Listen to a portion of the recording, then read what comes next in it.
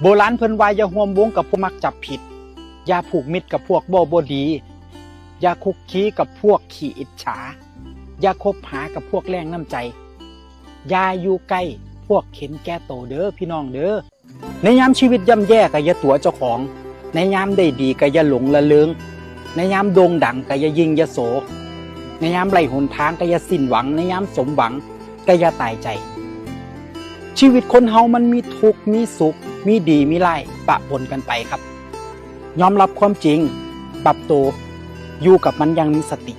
คนคบบ่ได้ก็คือคบบ่ได้ครับบ่สมควรได้รับโอกาสคนที่หัวหมอเอาเปรียบสุดทางตอนหน้าเบ้าอีกอย่างรับหลังเบ้าอีกอย่างคนประเภทเนี่ยถอยออกมาไกลๆเลยครับแล้วชีวิตเจ้าสิมีความสุขเลิกยอมเลิกเสียเปรียบเลิกใจดีเลิกให้โอกาสใจดีเกินไปก็ถึกเอาเปรียบอ่อนแอเกินไปก็ถึกข่มเหงเสื้อคนง่ายเกินไปก็ถึกคดโกงหักไผหลายเกินไปก็ถึกทรยศหักหลัง